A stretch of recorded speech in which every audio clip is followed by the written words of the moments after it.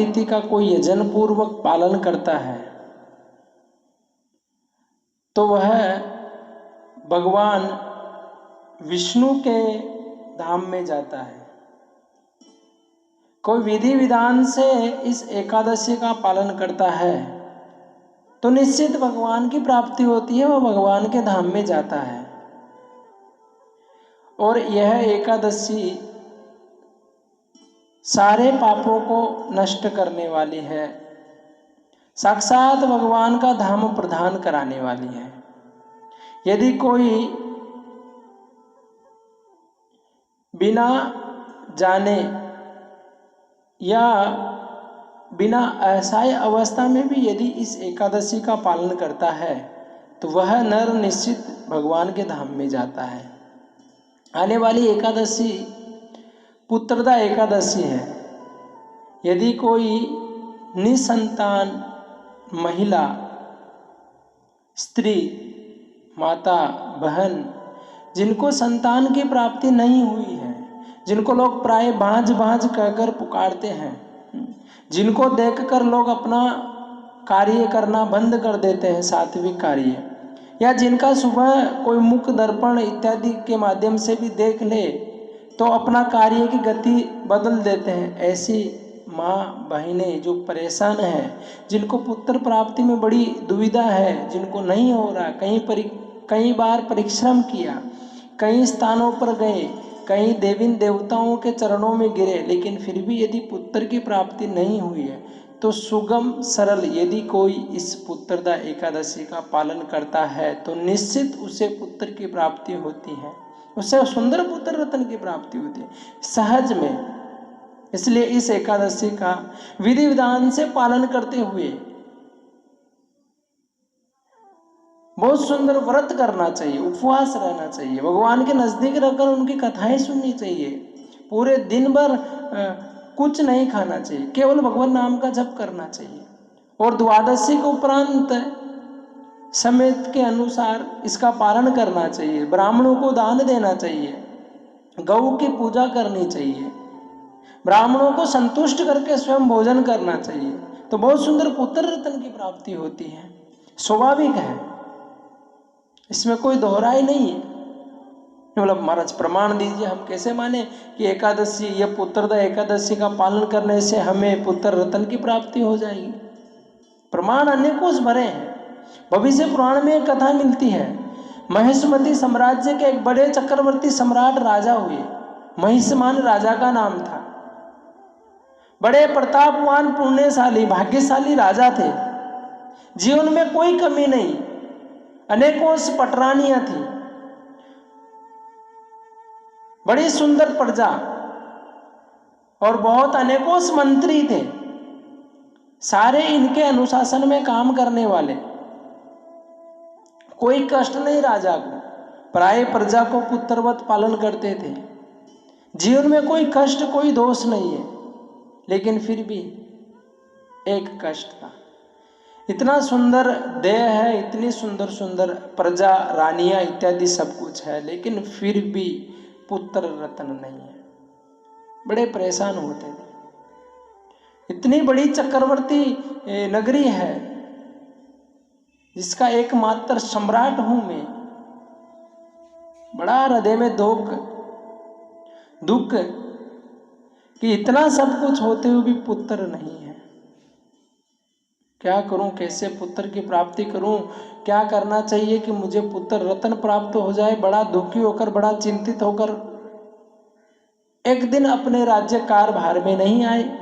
मंत्री बड़े चिंतित हुए, रानियां बड़ी चिंतित हुई कि क्या हुआ राजा को। बहुत सुंदर वहां के रहने वाले ब्राह्मणों ने पूछा कि राजन, हुआ क्या है आपको, आपकी तकलीफ क्या है, आप हमें बताइए।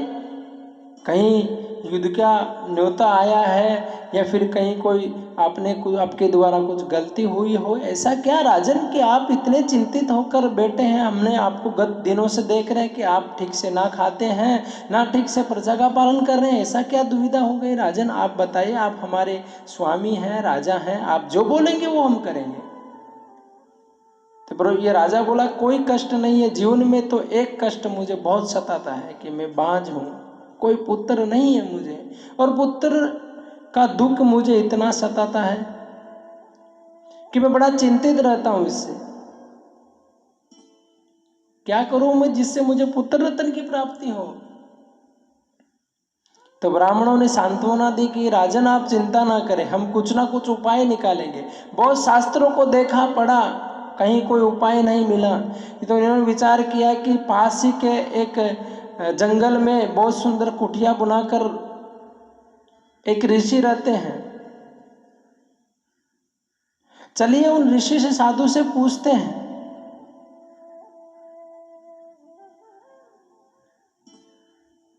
ये गए ऋषि के पास, साधु के पास, और आकर ऋषि के चरणों में सुंदर प्रणाम करते हैं ब्राह्मण लोग। उससे पूछा, लोमस ऋषि तो बहुत बड़ी आयु है।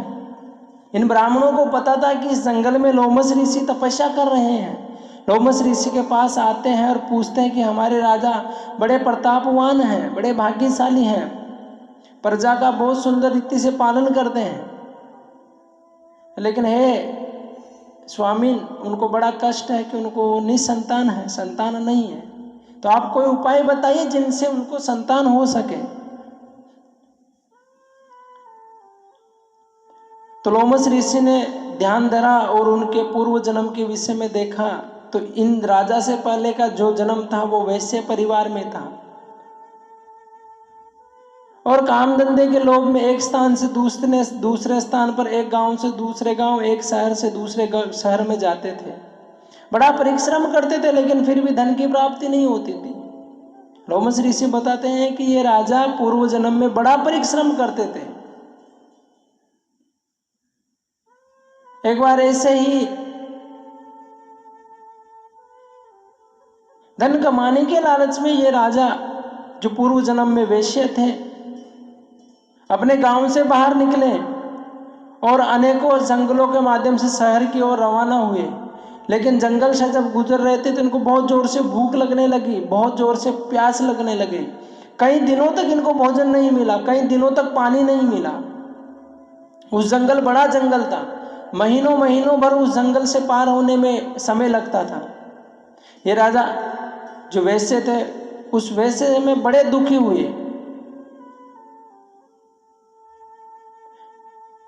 ढूंढने लगे, यहाँ वहाँ पानी मिल जाए तो मेरी प्यास बुझ जाए, काश मेरे प्राण बच जाए। प्राणों की रक्षा करने के लिए यहाँ वहाँ ढूंढते ढूंढते जब एक सरोवर के किनारे गए तो सरोवर के किनारे पर देखते बड़े हर्षित हो गए कि बहुत सुंदर पानी मिल गया, पानी से मैं अपनी प्यास बुझाऊंगा, निश्चित मेरे प्राण बच जाएंगे। ये वैसे जैसे ही वहां पर उस पानी के ऊपर कुछ कचरा था, थोड़ा साफ कर कर पानी पीने गया, उसी समय एक गाय भागते भागते आई और वो गाय भी वहीं पर पानी पीने लगी। लेकिन ये उस गाय को जोर से ढकेला, डांटा और मारकर वहां से भगा दिया और स्वयं पानी पीकर वहां से चला गया। हे ब्राह्मणों, ये जो समय था ये द्वादशी का समय था और इससे पहले एकादशी थी।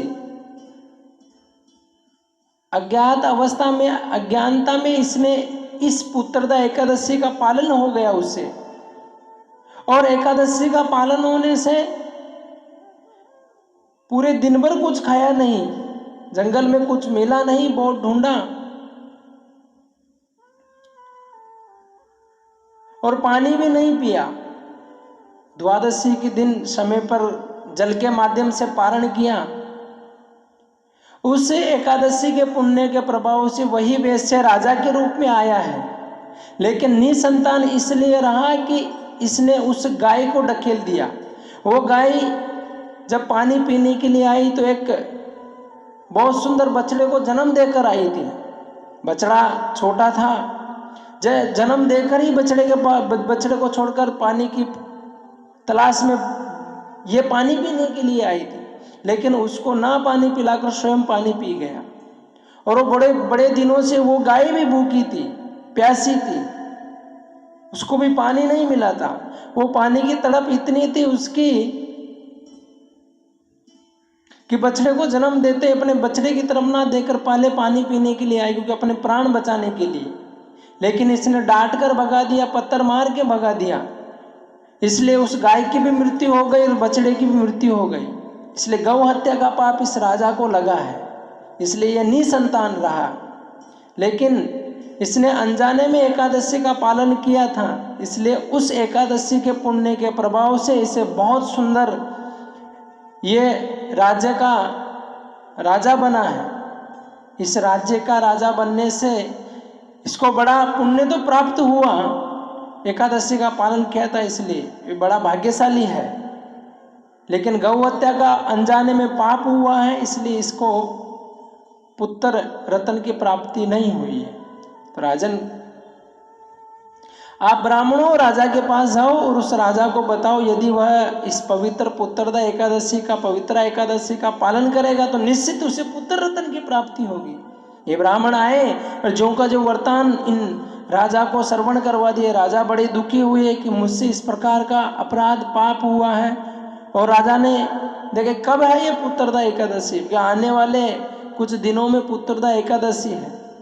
ऐलान करवा दिया राजा ने पूरे राज्य में कि इस पुत्रदा एकादशी को कोई भी अन्न नहीं खाएगा, किसी के घर पे अन्न नहीं बनेगा, सबको राज्य में आना है, भजन कीर्तन करना है, रात्रि को जागरण करना है, द्वादशी को यहीं इस राज्य में ही, इस राज्य की सीमा जो जहाँ तक लगती है सबको यहीं पर आकर प्रसाद ग्रहण करना है। सुंदर भगवान को भोग लगाया हुआ अन्न प्रसाद के रूप में ग्रहण करना है।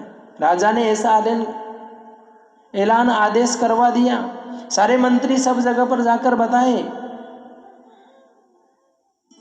और सारी प्रजा उस पुत्रदा एकादशी का पालन करने के लिए राजा के महल के भीतर आई।